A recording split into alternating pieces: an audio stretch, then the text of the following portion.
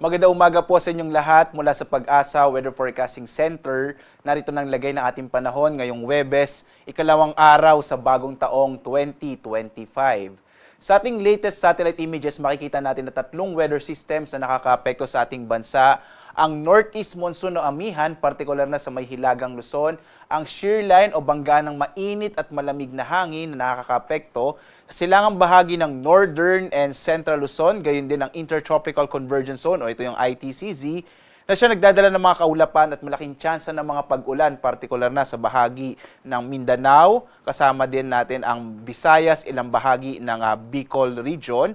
Habang itong ang shear line, magdadala naman ng malaking tsansa ng mga pag-ulan sa may silangang bahagi ng Luzon, partikular na dito sa may area ng Quezon Province, gayon din sa may area ng Romblon. Makararanas din ng malaking tsansa ng mga pag-ulan ang bahagi ng Isabela, Aurora, gayon din sa may Cagayan Valley region, partikular na sa lalawigan ng Cagayan. Ang iba pang bahagi ng Cagayan Valley ay maaaring makaranas ng mahinang mga pag-ulan dulot ng amihan o Northeast Monsoon, kasama dyan ang Ilocos Norte. Ay iba pang bahagi ng Luzon ay makararanas, kasama dyan ang Metro Manila, Calabarzon at Central Luzon, ay makararanas naman ng mga isolated na mga light rains dito sa may northern part.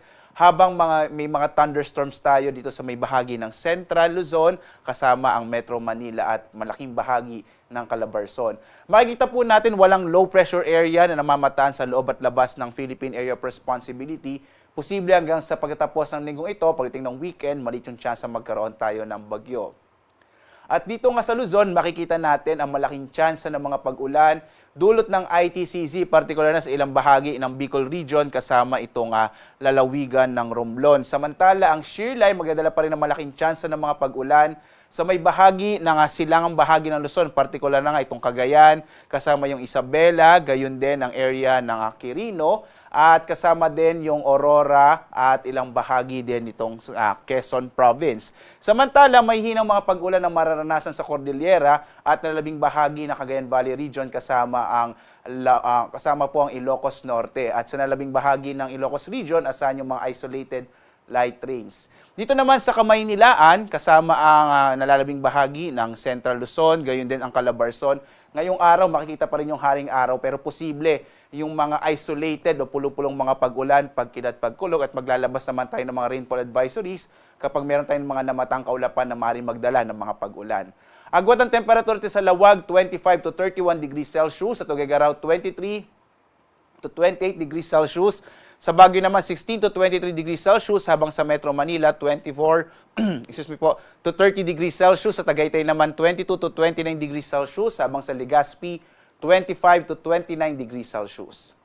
At malaking bahagi naman ng Palawan ay makararanas ng maulap na kalangitan na may mga pag-ulan, dulot yan ng Intertropical Convergence Zone. Agwat ng temperature sa Calayan Islands, 26 to 31 degrees Celsius. Sa Puerto Princesa naman, 24 to 31 degrees Celsius. Malaki din tsansa ng mga pag-ulan sa malaking bahagi ng Kabisayaan, lalong-lalo na dito sa may Eastern Visayas, dulot ng ITCZ. Agwat ang temperatura sa Iloilo, 25 to 30 degrees Celsius. Sa Cebu naman, 26 to 30 degrees Celsius. Habang sa Tacloban, 25 to 30 degrees Celsius. Magiging maulap din po ang kalangitan sa malaking bahagi ng Mindanao, dulot ng ITCZ. Lalong-lalo na sa may silangang bahagi ng Mindanao, yung Caragat at saka po yung Davao region. Agwat ang temperatura sa Zamboanga, 25 to 32 degrees Celsius. Sa Cagayan de Oro, 24 to 30 degrees Celsius. Habang sa Davao, 25 to 31 degrees Celsius. Wala naman tayong nakataas na gale warning. Ito yung babala natin sa malaking pag-alo ng karagatan. Pero mag-ingat pa rin yung northern area.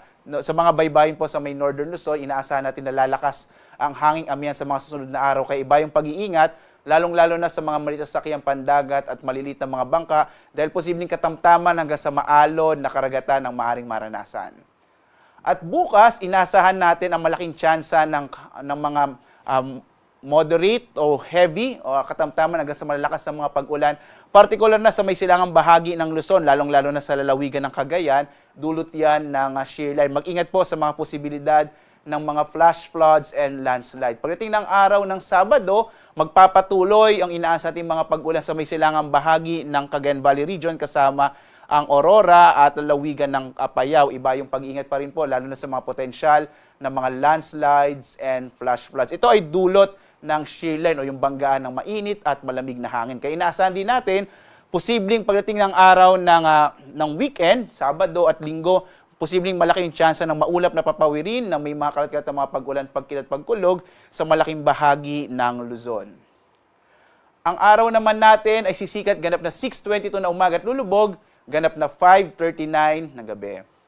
At sundan pa rin tayo sa ating iba't ibang mga social media platforms sa X, Facebook at YouTube at sa ating website bagong.pag-asa.doc.gov.ph kung saan makikita po natin ang mga latest update at mga advisory sa lagay ng ating panahon.